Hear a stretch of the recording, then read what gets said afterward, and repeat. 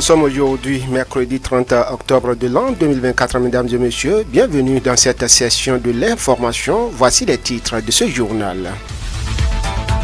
Situation inhabituelle pour les habitants du quartier Galiel après les inondations et déjà les citoyens font face à des cas de maladies inquiétantes et des décès. Pendant que les populations expliquent qu'il s'agit des cas de choléra, le médecin coordonnateur parle d'une maladie diarrhéique. Vous suivrez un reportage réalisé à cet effet.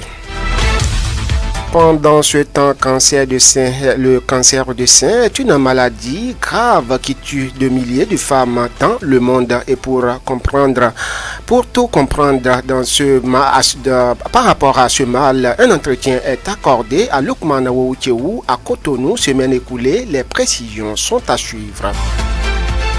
Et puis la partie septentrionale du pays aborde progressivement la période de l'harmattan, une période pendant laquelle les pulvers sont plus utilisés. Une équipe de la rédaction du SOTA-FM était à un point de vente de fruits péris. Sur place ici à Malanville, vous suivrez les précisions dans ce 13h. D'autres nouvelles seront également au rendez-vous, sans oublier à la boucle la revue de presse nationale de Lukman Wouchewu et la chronique du jour, une présentation d'Alassane Sanebiyo. Bonjour et bienvenue à tous. Sota Midi Magazine, le point de l'actualité de la journée sur ta radio. Sota FM, c'est maintenant et tout de suite. Bonjour à tous. Le mois d'octobre est considéré rose dans le monde entier et l'on parle d'octobre rose. Et qui parle d'octobre rose fait allusion à la lutte contre le cancer du sein, une maladie qui tue et continue de tuer de milliers de personnes dans le monde entier. C'est dans cette même logique que le sujet a été abordé avec un cancérologue dans un entretien accordé à Lukman Wouchewu. Et à la question de savoir quelles sont les personnes les plus exposées au cancer du sein, Freddy Gnagnon répond. Il est maître de conférences agrégé en cancérologie chirurgicale à la faculté des sciences de la santé de Cotonou et docteur en santé publique, en épidémiologie et point focal cancer du ministère de la Santé. On l'écoute. Classiquement, les personnes les plus exposées au cancer du sein sont les femmes au-delà de 50 ans. À l'échelle internationale, ce qu'on retient, on sait que par exemple 1% des cancers du sein surviennent chez les hommes, mais également peut survenir chez des femmes beaucoup plus jeunes et parfois chez des enfants. Malheureusement, dans les pays d'Afrique noire, le cancer du sein survient chez des femmes beaucoup plus jeunes que dans les pays occidentaux. Mais de manière globale, on retient que c'est plus fréquent chez les femmes après 50 ans. Mais on peut le voir pratiquement partout chez les hommes également, mais également chez les adolescents et parfois même chez des enfants. Sur 100 cancers du sein qu'on diagnostique dans le monde, il y en a un qui survient chez un homme. Donc 1% des cancers du sein surviennent chez l'homme. Il faut savoir que notre organisme, notre corps est composé de milliards de petits éléments, de petites choses qu'on ne peut pas voir à l'œil nu, qu'on ne peut voir qu'au microscope. Ces petites choses, ce sont les cellules. Les cellules sont des petites composantes de notre organisme qui sont vivantes. Ces composantes doivent se multiplier et obéir aux règles de l'organisme de manière très harmonieuse. Le cancer, c'est lorsque les cellules deviennent folles. Une cellule qui devient folle a tendance à se multiplier de manière anarchique. Lorsqu'elle se multiplie de manière anarchique, elle ne fait plus son rôle dans l'organisme. Non seulement cette cellule qui est devenue folle, qui se multiplie de manière anarchique, ne joue plus son rôle dans l'organisme, mais elle va finir en se multipliant, finir par créer des masses, des boules, des tumeurs qui vont détruire l'organe dont elle est issue. Les cellules cancéreuses possèdent aussi la capacité de rentrer dans les liquides de l'organisme et d'aller coloniser des organes à distance. C'est ce qu'on appelle les métastases. Quels sont les facteurs de risque du cancer en général et quelles en sont les conséquences à cette préoccupation? Freddy Gnagnon donne plus de détails, extrait de ses propos. Le cancer du sein peut commencer dans le sein par des cellules qui sont malades dans le sein, mais ces cellules malades, folles, vont rentrer dans le sang, vont rentrer dans les liquides de l'organisme, vont aller se loger par exemple dans les poumons et empêcher le malade de respirer, vont aller se loger dans le foie et empêcher le malade de digérer, ou bien vont aller se loger dans le cerveau et détruire le cerveau du malade et aboutir à sa mort. Alors les facteurs de risque du cancer en général, sans parler du cancer du sein, il y a 7 facteurs de risque qui sont vraiment très importants, notamment pour les pays africains. Le premier facteur et le plus important facteur des cancers en général, c'est le tabac. La consommation consommation de tabac est responsable de la plupart des cancers. Donc, le fait d'arrêter ou de ne jamais fumer diminue déjà beaucoup le risque d'avoir un cancer. Le second facteur de risque est la consommation d'alcool. La consommation d'alcool augmente le risque pour un individu de développer des cancers digestifs, mais également des cancers des voies aériennes et également des cancers du sein chez la femme. Troisième facteur de risque, c'est la mauvaise alimentation. On appelle mauvaise alimentation une alimentation trop riche en graisse animale, en viande rouge et en viande transformée. Viande transformée, c'est les saucissons, les jambons, tout ce qui est viande conservée, les viandes fumées, les poissons fumés, consommés en excès, augmente aussi le risque de cancer. Après l'alimentation non adaptée, nous avons la sédentarité. Le fait de ne pas pratiquer d'activité physique augmente le risque de certains cancers. À côté de cela, nous avons l'obésité. Le fait d'avoir un poids plus élevé que la normale admise pour son corps augmente le risque de certains cancers comme le cancer de l'intestin, mais également le risque de cancer du sein. Et puis nous avons un groupe de facteurs de risque qui est très spécifique à l'Afrique. Ce groupe de facteurs de risque, c'est les infections. Le cancer du sein est une réalité et tue de nombreuses personnes chaque jour. C'est pourquoi le cancérologue profite du micro sur TFM de Lukman Wouteou pour adresser le message que voici à toutes les femmes du monde entier. On l'écoute. À l'endroit des femmes béninoises, le cancer du sein est une réalité. C'est le cancer le plus mortel chez la femme. Dans la majorité des pays d'Afrique noire, il est très important que les femmes prennent conscience de la santé de leur sein. La prévention primaire du cancer du sein repose sur une bonne hygiène de vie. Il faut notamment diminuer la consommation d'alcool, ne pas fumer, avoir une bonne activité physique, essayer de ne pas prendre trop de poids et essayer d'avoir une alimentation équilibrée. Il faut faire attention aux contraceptions orales et aux contraceptifs qu'on utilise et ne pas les utiliser sans le conseil de son gynécologue ou de sa sage-femme. Au-delà de cela, il faut faire 3 choses pour détecter précocement le cancer du sein lorsqu'il apparaît. La première des choses, c'est examiner soi-même ses seins une fois par mois. Les femmes béninoises doivent arrêter de faire confiance à leurs conjoints ou à d'autres personnes pour aller fouiller dans leur sein. C'est leur santé. Elles doivent être responsables de leur santé. Une femme doit examiner ses seins elle-même une fois par mois après les règles. C'est capital. Et lorsqu'il y a, lors de cet examen, par la femme elle-même une anomalie, elle va consulter. Deuxième pilier, c'est que les femmes doivent aller consulter une fois par an un professionnel de la santé qui va examiner leur sein. Il peut s'agir d'une sage-femme, d'un médecin généraliste ou idéalement d'un gynécologue ou d'un autre médecin spécialiste. Troisième pilier, à partir de 40-50 ans, les femmes doivent réaliser tous les 2 ans une mammographie. La mammographie est une radiographie des seins qui est capable de mettre en évidence le cancer du sein alors qu'il est tout petit et qu'on ne peut même pas encore le palper. Lorsqu'on associe ces 3 méthodes, on va dépister le cancer du sein dans la majorité des cas au tout début et on pourra guérir la femme sans avoir besoin de lui enlever le sein. Pendant ce temps, y aurait-il un cas de choléra à Malanville? Depuis quelques jours, il surgit dans l'opinion l'apparition de cas de choléra à Galiel, un quartier de Malanville. Selon certaines rumeurs, des décès enregistrés ces derniers jours seraient liés à cette maladie diarrhéique qui a plongé plusieurs personnes dans un état critique. Mais qu'en est-il réellement? Que disent les responsables du secteur de la santé? David Labo nous édifie à travers le reportage que voici. Nous sommes à Galiel, un quartier de la ville de Malanville qui a été envahi par les eaux des inondations depuis quelques jours déjà, qui a fait plusieurs déplacés. Après le retrait des eaux, les habitants de ce quartier, avec des sourires aux lèvres, rejoignent leur domicile. Un soulagement qui va très tôt virer en cauchemar pour certaines familles. En un laps de temps, des morts sont enregistrés. On parle déjà d'au moins 4 décès dus à une maladie diarrhéique. D'autres personnes sont dans les centres de santé de la ville. Inoussa Adam est un habitant du quartier et ancien conseiller du quartier. Après l'inondation, on a commencé par avoir des petites maladies. Il y a le palu et en dehors du palu, on a encore une autre maladie qui est très grave plus que le palu. On dit ça choléra ou bien quoi là. Ça commence par la diarrhée. Après la diarrhée, maintenant c'est le vomissement. Avant que nous constations que c'est le choléra là, on a vécu 4 décès. C'est par là qu'on a dit,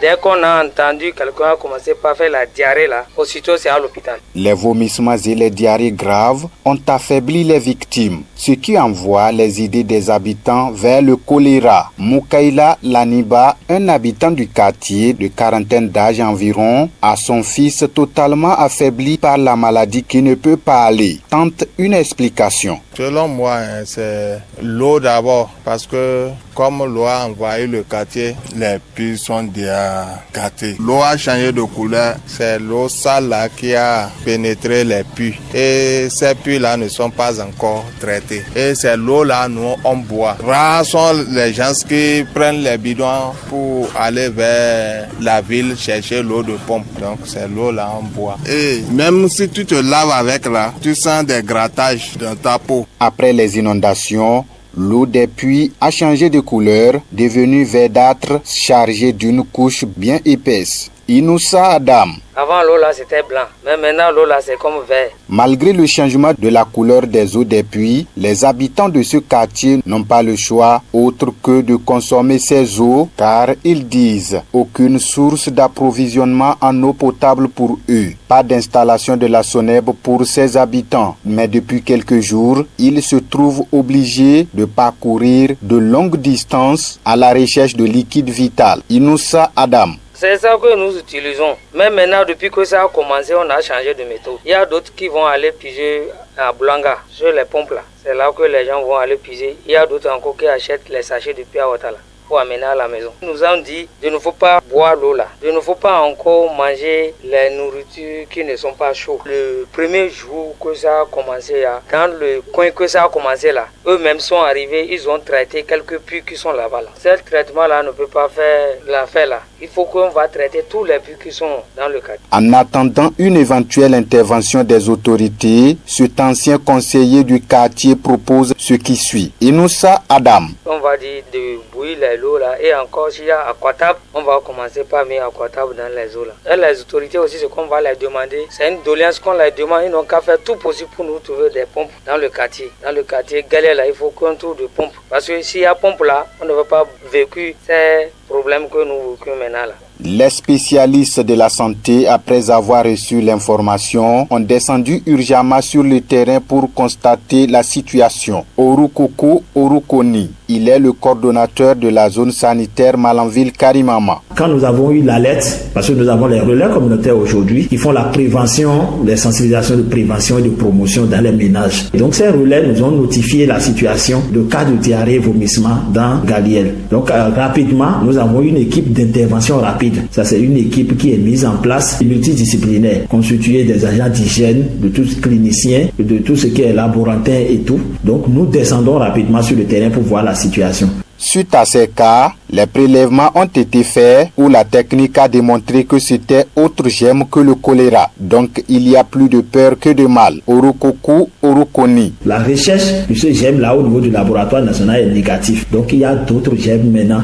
Il peut avoir de l'Escherichia coli, il peut avoir... En tout cas, il y a plusieurs germes. Il faut dire que la zone sanitaire Malanville-Karimama, c'est une zone sanitaire qui est entourée pratiquement par des fleuves. La zone est soumise à des épisodes d'inondation répétés de façon cyclique chaque année. Les riverains qui sont à côté de ces fleuves-là vivent quand même le périple de ces débordements-là. Pendant cette période-là, il y a ces maladies hydriques qui surviennent dans la population. Et c'est le cas cette année de la situation que vous aurez constatée au niveau de la population de Galiel. Donc nous avons pris des dispositions déjà par rapport à ça. C'est l'occasion pour le médecin coordonnateur d'adresser un message à l'endroit des habitants de Galiel afin d'éviter le pire. Orukoko Orukoni. Le message que j'ai, c'est de dire d'abord à la population que de ne pas s'alarmer, de ne pas s'inquiéter. Comme on le dit la veille citoyenne, ça commence par eux-mêmes. S'il y a un problème, de ne pas hésiter à nous saisir. Dans la communauté, aujourd'hui, on a un souci, on n'a pas dormi. Le chef de village, s'il est informé, il informe le CA. Le CA, il est avec la SCQ. À tout moment, tous les CA pratiquement de la zone sanitaire, ils sont au nombre de 10. On a 10 arrondissements. Eux tous gèrent un forum avec eux et on communique chaque jour. Quand il y a des situations, on s'échange. Donc, le chef de village alerte avec le relais communautaire, la SCQ, le chef d'arrondissement et l'information remonte rapidement. Tout ce que les relais disent comme information, donnent comme information, il faut que la population adopte vraiment ces comportements-là pour qu'on puisse vraiment réduire un temps soit peu les situations critiques, les situations survenues d'épidémie et tout. Au-delà des actions ponctuelles, Galiel, ce quartier de Malanville, nécessite des mesures draconiennes pour des solutions durables. Merci à vous, David Labo, pour ce reportage. Autre volet de l'actualité, la période de l'harmattan s'annonce à grands pas. Dans la plupart des régions du Bénin, ce changement de climat touche la ville de Malanville. C'est la période pendant laquelle certains vêtements, notamment les pulls verts, sont plus utilisés pour atténuer le froid. Les points de vente de friperies sont pris d'assaut par plusieurs personnes. Djibo Mamoudou, un revendeur de friperies sur place ici à Malanville, rassure de la disponibilité des tenues communément appelées boura-boura, mais déplore le manque d'affluence. Suivez plutôt.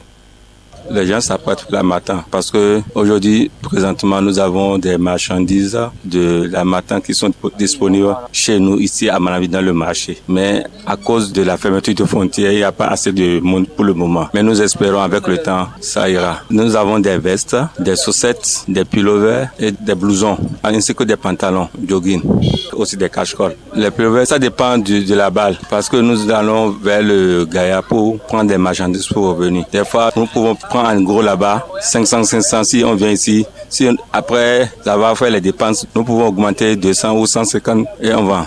Selon Djibo Mamoudou, la plupart des revendeurs de friperies de Malanville s'approvisionnent à Gaïa. Écoutons les témoignages de ce revendeur.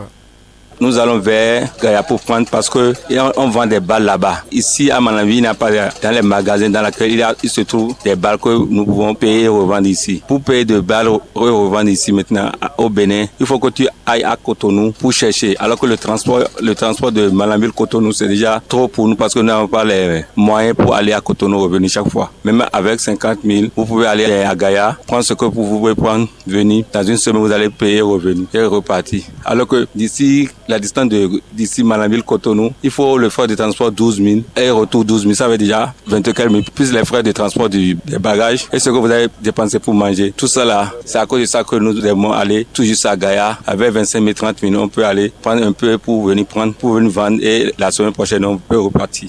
Il est temps de marquer une pause et revenir juste après. Sota Info Midi, le point de l'actualité sur ta radio. On parle éducation à présent. Gestion des cas de déviance en milieu scolaire, c'est le quotidien des surveillants généraux dans plusieurs établissements secondaires privés comme publics au Bénin. Absence non justifiée, retard au cours, bagarre entre élèves. Bref, le constat est le même au collège d'enseignement général Wolo, sur place ici à Malanville. Mais selon le surveillant général de cet établissement, des dispositions sont prises conformément au règlement intérieur pour corriger ces genres de comportement. Mohamed Abdou Bagna, surveillant général du collège d'enseignement général Wolo, pour plus de précision. Des cas de déviance notoires, il n'y en a pas. Il y a des bagarres entre élèves que nous essayons de canaliser et nous faisons des mises en garde, ce qui fait que ces cas-là ne sont pas récurrents. Et le retard, il y en a. Les apprenants viennent en retard. Le règlement intérieur a prévu des sanctions. Il y a des corvées, par exemple. Il y a des heures qu'il faut leur coller. Alors nous faisons usage de tout ça. Il y a des tenues irrégulières où l'apprenant parfois ne met pas les 3 poches sur la chemise kaki. Il y a des cas comme ça, mais nous les renvoyons à la maison pour qu'ils aillent se mettre en règle. C'est très rare que l'apprenant amène un téléphone portable à l'école ici parce que nous fouillons, nous les suivons, nous les sensibilisons. Donc ça nous fait éviter tout ça. Ici, nous n'exigeons pas que la fille se rase les cheveux parce que c'est pas ce que le règlement intérieur a prévu. Seulement les coiffures extravagantes du côté des garçons comme des filles, c'est ça qui est interdit. Lorsque nous surprenons un apprenant avec une coiffure extravagante, nous le renvoyons automatiquement pour qu'il aille se mettre en règle. En début d'année déjà, lorsque nous remarquons de ce genre d'anomalie, nous leur disons d'aller se mettre en règle. Le suivi des apprenants par les parents doivent être aussi de mise, a-t-il ajouté. Et pour mettre fin à ces irrégularités en milieu scolaire, voici l'appel que lance le surveillant général du collège d'enseignement général Wolo, Mohamed Abdou Bagna. Le retard s'explique par le fait que les parents ne nous accompagnent pas. Vous savez, l'enfant ou l'apprenant est entre l'école et la maison. Alors lorsque les parents jouent leur rôle, c'est qu'il y a beaucoup d'anomalies qu'on peut éviter. Mais lorsque tout est laissé à l'école seule, aux enseignants seuls, c'est qu'on note des irrégularités. L'appel que j'ai à lancer à l'endroit des parents, c'est de nous aider. C'est de savoir que l'école, c'est pas seulement une affaire d'enseignants. L'enfant, je l'ai dit tantôt, est entre la maison et l'école. Les deux doivent se donner la main pour un meilleur encadrement des apprenants.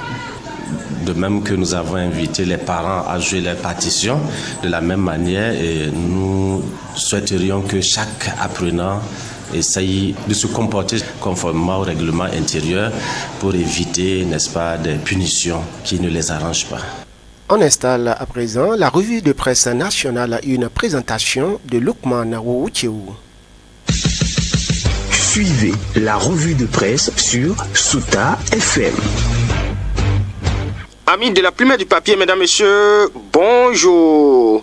Christelle Roundonoubo-Alioza n'est plus la directrice de l'administration de l'Union progressiste Le Renouveau. Elle est relevée de ses fonctions. C'est la principale information traitée ce mercredi par les journaux. Fraternité, le matinal, Dabarou, Daïbi Info, le pays émergent, le Soleil Bénin Info et bien d'autres publications rapportent que Christelle Roundonoubo est limogée de son poste au sein du parti. Fraternité souligne qu'elle est limogée pour faute grave. Il est reproché à Christelle Roundonoubo, précise la publication, d'avoir de son propre chef et sans avoir reçu pouvoir spécial ou une quelconque habilitation du parti et encore moins informer son président engagé pour suivre et conclure le 8 octobre 2024 un contrat qualifié de mémorandum d'accord qui engage le parti à l'égard d'un cabinet dénommé Participe JMBH. C'est du moins retient le matin les faits exposés dans l'article 2 de la décision signée du président de la haute direction politique du parti et qui ont coûté à Christelle Roundonoubo-Alioza sa révocation du poste qu'elle occupe depuis décembre 2019. Le journal complète que l'acte est analysé comme étant une faute grave étant donné qu'il engage la vie du parti et met éventuellement à la charge de celui-ci des obligations dont le non-respect pourrait donner lieu à des déboires, toutes choses de nature a terni l'image du parti. Mais estime le Canard, cette révocation, même si elle a été motivée par des raisons évidentes, n'est pas alliée au premier degré. La décision est symptomatique d'un profond malaise dont les indices méritent d'être scrutés, insiste le matinal. Et au quotidien, le Soleil Bénin Info de surfer sur les dessous de la révocation de la directrice administrative Christelle Roundonoubo. D'abord, à qui appartient réellement le cabinet incriminé, s'interroge le journal qui suppute que depuis qu'elle a ouvertement apporté son soutien à l'homme d'affaires Olivier Bokos sur sa page Facebook, accusé de vouloir attenter à la sûreté de l'État et détenir la prison civile de Mistreté, il se murmurait dans les couloirs du bloc UPR que Christelle Roundonoubo, directrice administrative, allait y laisser sa peau. Ce soutien moral en faveur de celui qu'elle a présenté comme un ami, un grand frère, lequel fêtait son 60e anniversaire, jour de son incarcération, n'aurait pas été vu d'un bon œil, surtout que dans un communiqué rendu public, le parti Union progressiste Le Renouveau a condamné la tentative de coup d'État manqué et a porté son soutien à Patrice Talon, analyse le journal. Alors s'interroge Daïbi Info, Christelle Roundonoubo serait-elle la victime? En tout cas, reprend le matinal, au-delà des faits reprochés à Christelle Roundonoubo, il faudra peut-être rechercher les réels motifs de cette révocation plus loin. Mon confrère relève des signes d'une crise latente au sein du parti Union progressiste Le Renouveau. Et l'ancienne députée Sedami Medega Fagla est pressentie par le matinal pour succéder à Christelle Roundonoubo. En attendant de le savoir, ainsi dans le reste, Fraternité évoque le contrôle des numéros de taxi moto et des taxes à payer à Cotonou. En effet, précise le Télégramme, la mairie de Cotonou envisage une opération de vérification des faux numéros et du paiement de la taxe. Donc, un contrôle des émigrants est annoncé, certifie le journal et Fraternité voit les émigrants à la croisée des chemins. Deux options s'offrent à eux, scrute le journal. Soit se conformer à la loi ou quitter les rangs, tranche le quotidien de Ménotin. Pendant ce temps, ça grogne dans le rang des travailleurs de la SRTB, ex-ORTB. Le matinal rapporte des grincements de dents à la SRTB et souligne que les travailleurs dénoncent les réformes et les conditions de travail. Le Saint-Trap Bénin projette l'opération Faya to Faya. Fraternité précise que ces plaintes ont été exposées à l'occasion d'une assemblée générale extraordinaire. Les détails à lire dans les colonnes des publications. Quant à nous, mesdames et messieurs, on s'arrête ici dans l'espoir de nous retrouver demain pour un autre rendez-vous. Fin de cette revue. Merci de m'avoir suivi. À demain. C'était la revue de presse sur Sota FM.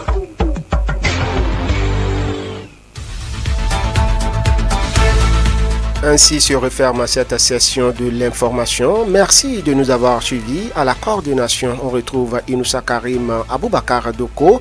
Aux manipulations techniques, Ousmane Tinola pour la présentation. C'est mon nom. Bon mercredi à chacun et à tous. Suivez juste après moi la chronique du jour, une présentation d'Alassane Sanébio. C'était Sota Midi Magazine, le rendez-vous informatif de la mi-journée sur Sota FM, la radio de l'espoir. Merci pour votre fidélité.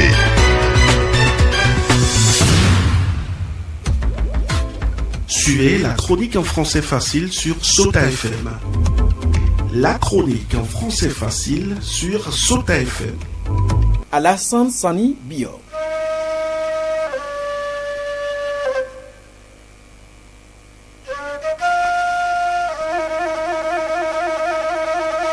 Le vrai visage des soutiens politiques au Bénin. Aucune conviction dans tout ce que nous voyons comme soutien aux personnalités politiques. Le tintamarre et les mouvements observés ça et là ne sont que du vent. Le jour où le leader en question tombe en disgrâce, la foule disperse. C'est le vrai visage de la politique au Bénin. Ça s'appelle la politique de la foule. Les dernières actualités en disent long. Dès les premières minutes de difficulté de Olivier Bocor, les forats criés en son nom ont commencé par se vider. Certains sont carrément supprimés. La flagrance était inimaginable. Des mouvements de soutien à l'homme ont cessé de fonctionner. Personne ne veut sortir la tête. Il est vrai que le dossier est lourd et c'est la justice qui s'en charge. Mais cela ne devrait pas induire un tel comportement. Un comportement fait de l'hypocrisie et visant l'intérêt propre. Le pays n'a plus senti les nombreux mouvements qui chantaient le monsieur matin, midi et soir. Dans les forats d'éloge de l'homme, c'est le silence cimetière. D'autres diront que c'est stratégique, c'est faux. On ne dit pas qu'il faut faire des sorties ou manifester pour dénoncer son arrestation. Ce n'est même pas possible parce que l'affaire est judiciaire. Mais on pouvait voir tout au moins des réactions pour dire que le leader qu'on chante tout le temps est dans une situation délicate et qu'on invite au calme le temps que la justice fasse son travail. Juste cette simple phrase et on croit en votre sincérité de soutien. On est quand même en politique. Rien de cela n'a été observé, mais plutôt du sauve-qui-peut. Plus personne ne veut qu'on dise qu'il est ami de l'homme que tous applaudissaient. Ils ne veulent plus qu'on associe ni leur nom ni leur image à l'homme, alors que par le passé, il était leur Dieu. C'est le vrai visage des soutiens politiques au Bénin. En tout cas, la leçon est bonne pour des leaders politiques en activité aujourd'hui. Il est vrai qu'ils connaissent tous cette réalité. Mais quand ça ne se manifeste pas, on n'en prend pas conscience. Ce qui est bien est qu'ils sont aussi pareils. Autant qu'ils sont, chacun d'eux prêche pour sa paroisse. C'est pourquoi les défections et les changements de veste sont monnaie courante dans cette arène. Une vache n'accouche jamais une chèvre. C'est pour dire que le mal qui agite ce secteur aujourd'hui a été fabriqué par les aînés eux-mêmes. Ils vont en subir les revers pour la plupart d'entre eux. Ils n'auront qu'à se repentir avant leur fin pour que change la couleur de la politique au Bénin. Citoyens de la République, c'est tout pour aujourd'hui. On se reprend très prochainement.